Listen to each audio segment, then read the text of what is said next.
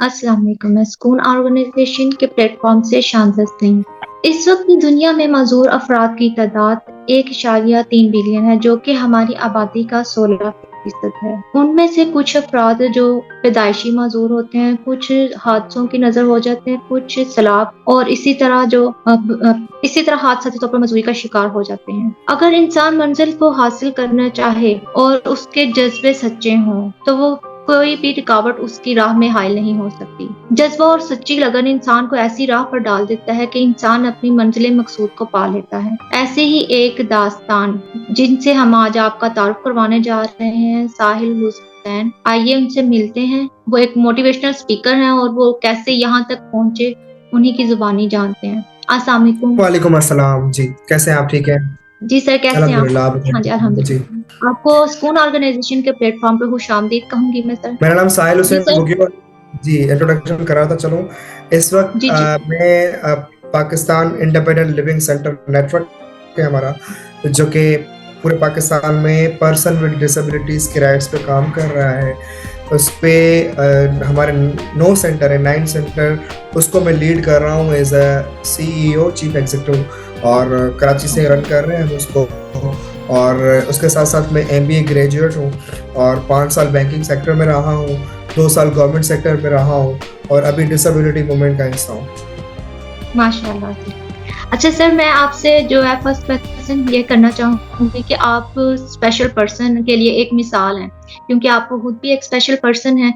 तो आप ये बताएं कि आपने किस तरह की मुश्किलात फेस की हैं, किस तरह से आप सोशल एक्टिविस्ट बने हैं और इस सफर में जो आपने मुश्किलात का सामना किया है, वो आप नाज़रीन को बताइए।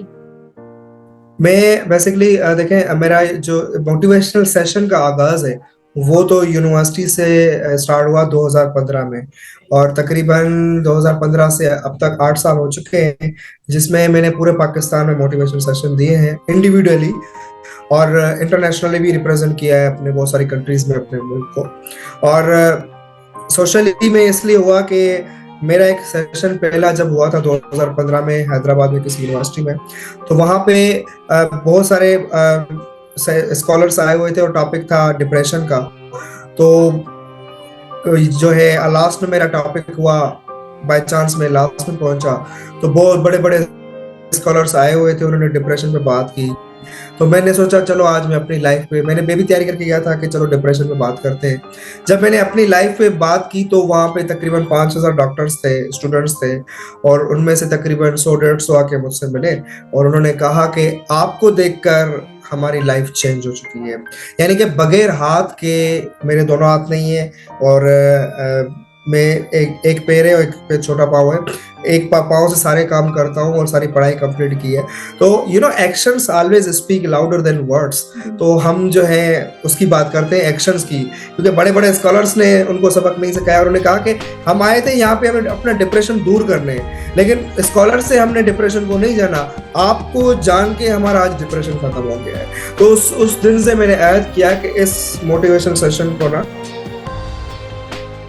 पूरे पाकिस्तान में फैलाना है। और अकेले मैंने इंडिविजुअली पूरे पाकिस्तान में 8 साल का एक्सपीरियंस है मेरा, और बाहर भी जो है अकेले किया। लेकिन रिसेंटली उसके बाद फिर मैं 2018 में ग्रेजुएशन कंप्लीट की, और उसके बाद मैं कराची आ गया। मैं हैदराबाद से हूँ, तो कराची आ गया। कराची में मैंने बैंकिंग सेक्टर ज्वाइन किया, 5 साल बैंकिंग में रहा, फिर दोबारा 2 साल गवर्नमेंट सेक्टर में मिला, चला गया, मुझे गवर्नमेंट अपॉर्चुनिटी आ गई, वहां चला गया, लेकिन वहां भी मुझे मजा नहीं आया।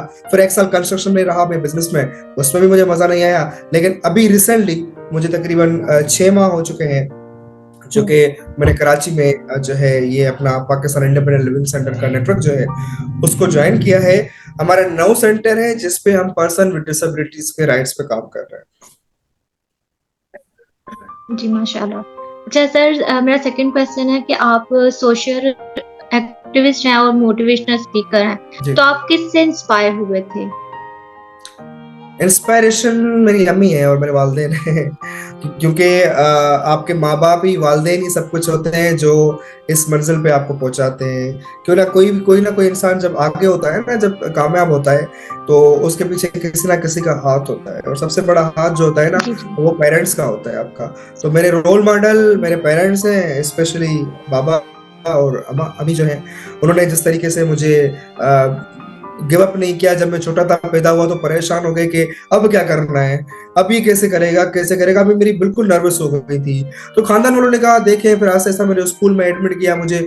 लेकिन स्कूल, हमारे मुआशरा है ना, जब हमारे मुल्क में एक्सेप्टेंस नहीं है इसकी। डिसेबिलिटी किसी के साथ भी हो सकती है, किसी जी की बाय बर्थ हो सकती है, किसी की एक्सीडेंट हो सकती है, कोई भी व्हीलचेयर पे आ सकता है। तो डिसेबिलिटी तो हमें उसको एक्सेप्ट, हमारे माशरे में बिल्कुल एक्सेप्टेंस नहीं है। तो हमारे एजुकेशन का भी निज़ाम यही है कि हमारे स्कूल और कॉलेजेस में इन बच्चों को एक्सेप्ट नहीं किया जाता कि हमारे स्कूल का वो जो इनका जो वो नाम होता है वो खराब होता है, शायद क्या आता है मैं क्या बोलूँ। लेकिन मुझे अपने टीचर्स भी, स्कूल भी अच्छा मिला, और मेरी अम्मी ने फाइट करके मुझे पाँव से लिखना सिखाया। मेरी टीचर भी मेरी अम्मी है, जो कि मेरी इंस्पिरेशन है, जो कि बहुत आज जो मैं हूँ उनकी वजह से हूँ। क्योंकि पापा तो सबके बाहर होते हैं, मेरे भी बाहर काम में काज में ना, तो ज़्यादातर टाइम मैंने अम्मी के साथ जो है स्पेंड किया है। और सारा काम उन्होंने खुद मुझे इंडिपेंडेंट बनाया कि खुद करो, ये तुम कर सकते हो साहिल, साहिल ये कर सकते हो, साहिल ये कर सकते हो। तो सारी चीज़ें मैंने खुद की, और अल्हम्दुलिल्लाह आज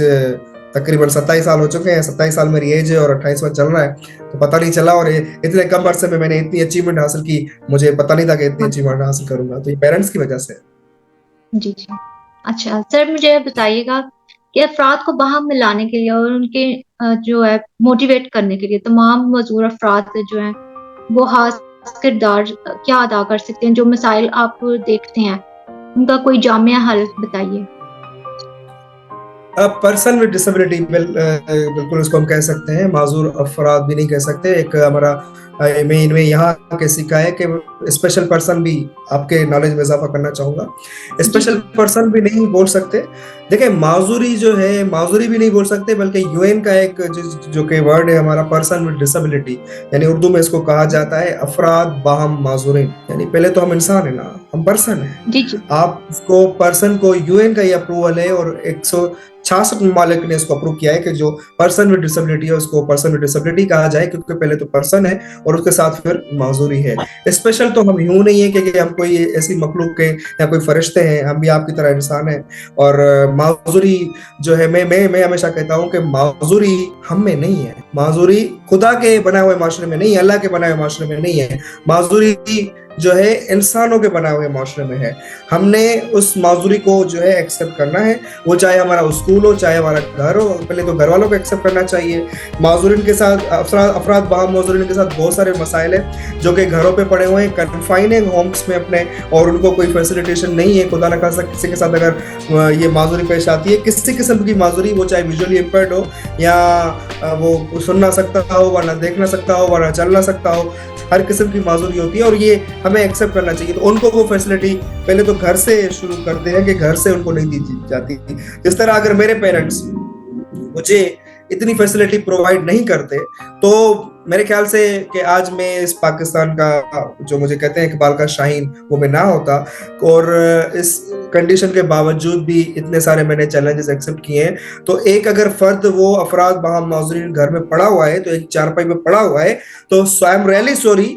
जो भी हमारी मेजोरिटी, हमारी पाकिस्तान की, स्पेशली अपने मुल्क की बात करेंगे, अवाम है, जो मैंने रिसर्च की है कि अल्लाह करे ये अल्लाह को प्यारा हो जाए, इससे तो हम तंग है। कभी पानी मांगता है, कभी क्या मांगता है, कभी वॉशरूम लेके जाते हैं उसको, कभी क्या करते हैं। तो भाई वो आपके साथ भी हो सकती है। आपके अगर घर में है कोई, उसकी, आपकी, वो आपका हिस्सा है, आपकी फैमिली का हिस्सा है। जब उसको अपनी फैमिली एक्सेप्ट नहीं करती ना, तो फिर मुआशरा भी एक्सेप्ट नहीं करता।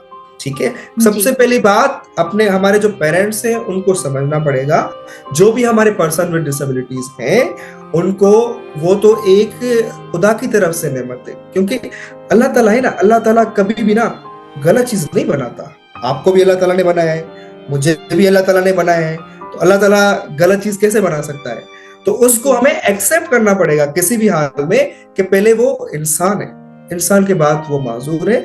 तो उसको फिर घरों से निकालना, इसमें अब हमारी टीम अल्हम्दुलिल्लाह काम कर रही है, जिसमें पाकिस्तान के हर शहर में घुस रहे हैं। हमारे 9 सेंटर है, बताता चलूं, कराची में हमारे 2 हैं, हैदराबाद में हमारा 1 है, मुल्तान और इसके साथ साथ घोटकी और सांगड़ और इस्लामाबाद और स्कर्दू, गिलगित एंड कोयटा, ये हमारे 9 सेंटर है इस वक्त, जिसपे हम काम कर रहे हैं। जिसपे हम ये काम करते हैं कि पर्सन विद डिसेबिलिटीज को एक रिसर्च करते हैं। जैसे आपके कैपिके में अगर कोई पेशावर में कहीं पे भी हम अभी पेशावर में भी हमारा प्लान है बनाने का, किसी भी हम शहर में जाते तो रिसर्च करते कि यहाँ पे टोटल नादरा के सपोर्ट्स में या दूसरे में या वैसे ही रिसर्च करता हमारी टीम घुस जाती है कि जैसे पोलियो वाले होते हैं इस तरह के ना, हमारी टीम बनी हुई प्रॉपर कि कितने पर्सन विद डिसेबिलिटी इस इलाके में हैं।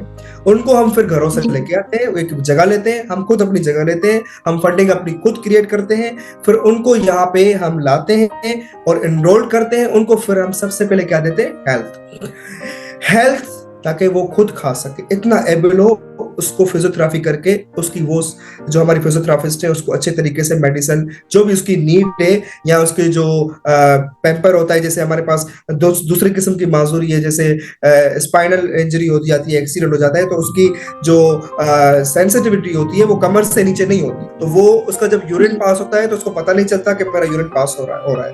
तो हमारे पास वो भी पर्सन विद डिसेबिलिटी है जो सारा दिन व्हीलचेयर में होते हैं और उनको पैम्पर लगे होते हैं और उनको यूरिन बैग लगे होते हैं जिसपे वो अपना वो सारी चीजें करते रहते हैं। तो इस किस्म की वो उन फैमिलीज को नहीं पता कि इस तरीके से उनको आप यूरिन बैग दे सकते हैं, जिस तरीके से उनको सेंसिटिविटी नहीं होती तो वो अपनी लाइफ अच्छे से कैसे गुजार सकते हैं। तो हम उनको वो हेल्थ देते हैं। उसके बाद काफी हमारे पर्सन विद डिसेबिलिटी जिनको एजुकेशन नहीं होती उसको हम फिर एजुकेशन देते हैं, चाहे वो 0 से स्टार्ट हो क्यों ना हो, एज का कोई फर्क नहीं होता है उसमें।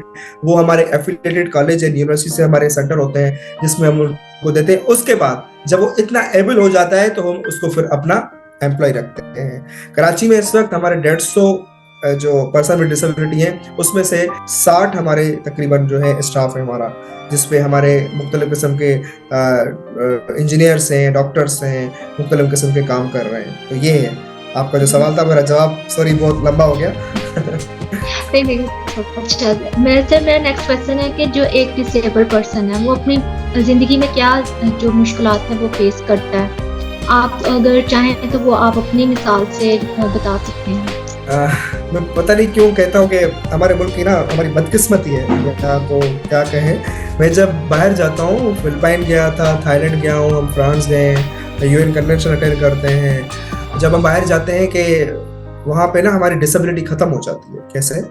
एक्सेसिबल, हमारी व्हीलचेयर जो है हर जगह चली जाती है। आप एयरपोर्ट से उतरो, आपको आपके रोड्स, उनके वॉशरूम्स, उनके इवन होटल की बात क्या अलग में बात कर रहा हूँ, घरों की बात कर रहा हूँ। आप किसी भी मुल्क में चले जाओ ना, दूसरे ममालिक में आप चले जाओ, पूरा आपको डिसेबिलिटी कहीं नजर ही नहीं आएगा। उनको पता है कि भाई व्हीलचेयर वाला कहीं से भी घुस सकता है। हमारे मुल्क में बदकिस्मती से अगर मैं अपने ऑफिस में आता हूँ, इवन मेरे घर में भी एक्सेसिबल नहीं है और मैं भी उस पर काम कर रहा हूँ कि मेरा घर भी एक्सेसिबल हो, क्योंकि अभी व्हीलचेयर पे भी ज्यादा मेरी इलेक्ट्रिक व्हीलचेयर है उस पर चलता हूँ। वैसे तो मैं हॉप करके चलता था, लेकिन वो मुझे अजीब लगता था। जब इदारे में आया तो मुझे वो पता चला कि ये ऐसी व्हीलचेयर भी होती है जितनी लाखों की व्हीलचेयर, 2-2.5 लाख की व्हीलचेयर हम जापान से मंगवाते हैं, उस पर हम फिर घूमते हैं, फिरते हैं, बाहर से एक्सपोर्ट इंपोर्ट करवाते हैं। तो व्हीलचेयर एक अच्छी चीज है। क्यों व्हीलचेयर को भी हमारे मुल्क में एक्सेप्ट नहीं किया जाता। अगर कोई व्हीलचेयर पे जा रहा है तो उससे ना थोड़ा दूर होते हैं लोग, क्योंकि सेंसिटाइज नहीं है कि भाई आपको भी कभी व्हीलचेयर पे आना है। तो हमने व्हीलचेयर को भी इस माशरे में एक्सेप्ट किया है। हमारी 25 साल की जदोजहद है हमारे सीनियर्स की, जिन्होंने मिलकर पूरे पाकिस्तान में इस व्हीलचेयर को भी जो है आगे किया है। मसाइल बहुत है, लेकिन हमारे यहाँ एक्सेसिबल एनवायरनमेंट नहीं है। जैसे विजुअली इंपेयर्ड है उनके लिए भी एक्सेसिबल एनवायरनमेंट नहीं है। इस पे भी हमारी टीम काम कर रही है। और गुज़श्ता 25 सालों से कराची में हमने इलेक्ट्रिक, स्टेट बैंक, आपकी जो दूसरे हैं उनकी एक्सेसिबल ऑडिट की है। हमारी एक्सेसिबल ऑडिट टीम है, उस पर काम कर रही है कि आपकी जो बिल्डिंग बनेगी, एंड आबाद बिल्डर एसोसिएशन जो है कराची के और दूसरे बिल्डर्स जो है उनको हमने बॉन्ड किया है। और सिंध गवर्नमेंट ने ये असेंबली में बिल तो था पहले ही अप्रूव किया था, लेकिन इसको हमने सीएम साहब से, जो मुराद सीएम थे प्रीवियस हमारे फॉर्मर सीएम, उनसे भी हमने ये कहा कि आप एक्सेसिबिलिटी ऑडिट पे जो भी बिल्डिंग बनेगी वो हमारे अप्रूवल के बगैर नहीं बनेगी। यानी कि आपको हर जगह व्हीलचेयर का ख्याल रखना है। तो हमारे मुल्क में बहुत सारे मसाइल हैं, एक एक्सेसिबिलिटी नहीं दूसरे भी मसाइल हैं। एक्सेप्टेंस नहीं है कि अफराद वहाँ मौजूद को हम कैसे एक्सेप्ट